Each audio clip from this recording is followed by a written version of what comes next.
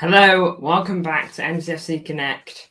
Today we're talking about Ilkay Gundogan, who is officially a Manchester City player. Now then, we're going to talk a little bit about the deal. Okay, but we've already spoken about that a lot, so we're going to go a bit more in depth in terms of where he can fit into the team and the positions he can play for us and the different potential lineups we will see. But we will talk about the deal first.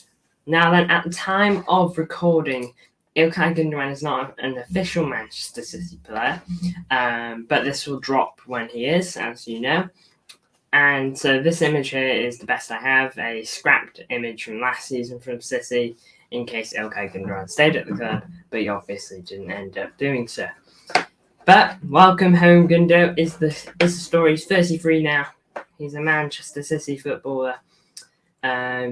Obviously a midfielder. You don't really need me to tell you what kind of player Ilkay is, because he was literally at the club like a year ago. The contract is a 1-year deal until 2025 with the option of a further year. Now then, what does that depend on? I don't know. It could be like Barca's, where if he plays a certain amount of games, it's triggered, or it could just be a case of if you want it, it's there. It really could come down to that. Last season, we've looked at this a few times now, played 51 matches, got 19 goal contributions, and was considered to be one of Barca's best players last year. 6 yellow cards, which isn't anything out of the ordinary. And so, yeah, it was a really good season from Ilkay Gundogan, in fairness, at Barca for a debut year, in a year where they finished like second or third in the league. It wasn't quite the season they had beforehand. And yeah, it was a difficult season for Barca, but he seemed to be a bit of a shining light. Called out players in the interview, or called out like a weak mentality essentially, in the after-match interview. And I don't disagree with him for that. He's got an elite mentality, Gundogan, because of his time at City. He leaves City with an elite mentality about how to win things and all that. And then when it comes to playing a big team in the quarterfinals of the Champions League, one of their men gets sent off and it changes the game. And he called it out in the after-match interview because he probably knew that was a game they could have won. I can't remember if it was at Camp Nou or not, but still, they were leading in that game at one point as well, I'm pretty sure. Not just on goal difference, on aggregate even. Look, transfer value of 15 million, and we got him for nothing. Apparently, this was a key importance for this deal. The case of not paying a penny for him, that was apparently like a key thing about this deal. And if that didn't happen, then there was a chance the whole deal might not have happened, is what I've gathered from it. But the deal is a free. It's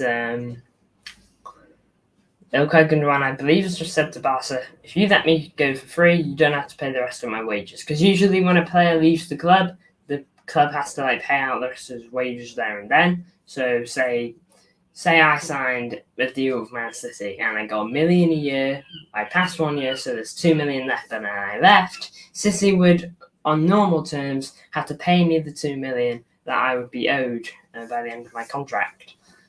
Is essentially the thing. But in this case, I believe Ilkay just said to Barca, you don't have to pay me anything as long as you let me go through. And Barca have been like, you got it, man. We need that money. Although, even with Gundogan's exit, they still can't register Dani Olmo, which is definitely something they're going to need to get sorted going into the new season. Now then, we're about to go into looking at potential lineups. I have 5 done, but I am going to edit some and tweak them a bit so that we can really experiment with what he's going to do. But I have 5 just done ready lineups that I'm going to look at right now. Starting with this one. Now then, it's a pretty typical City lineup.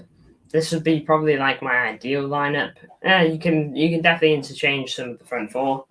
You can definitely change Savio with Foden, or you can keep Savio and switch KDB with Foden, or Doku, Grealish, or Bernardo with Savio. You can do all that stuff. But it's more in terms of this. I didn't put a lot of attention into this. You'll notice that in all the lineups I've made, all these are the same. But you'll notice that this changes every time, and I do change this bit too, just to experiment with the combinations that we have.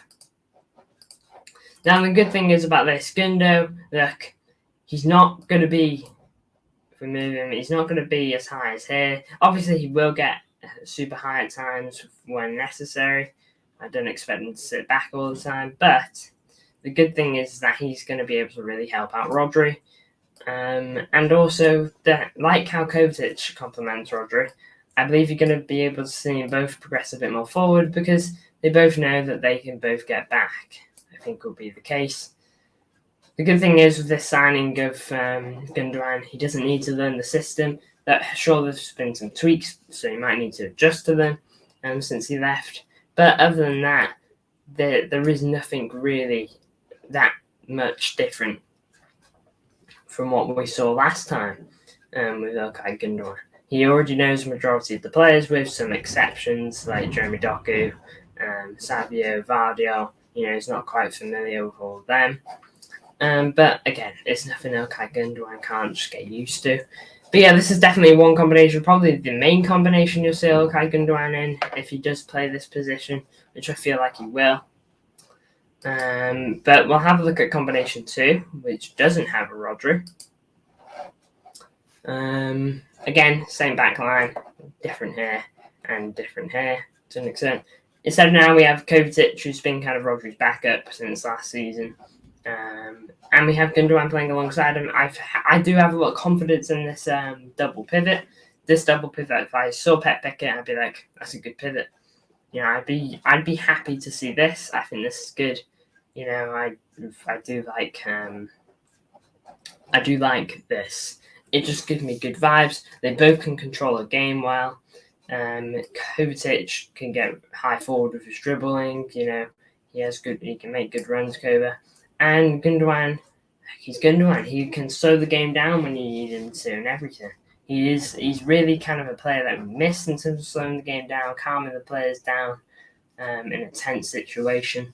And again, that's something Ilkay is going to bring to you. But again, I think this is a really strong double pivot. I think this is probably our second strongest combo. Moving on, we go here. Matheus Nunes joins the pivot.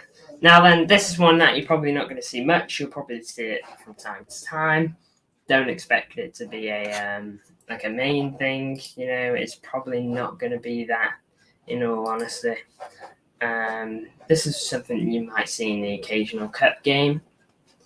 To be honest, this would probably be a bit different, but look, I do want Matheus Nunes to still do well at City. Look, I wasn't too impressed with his first season, but I'm more than willing to give him a second season to, prove himself and all that. So, Matheus Nunes, I've got faith that this pivot can work as well.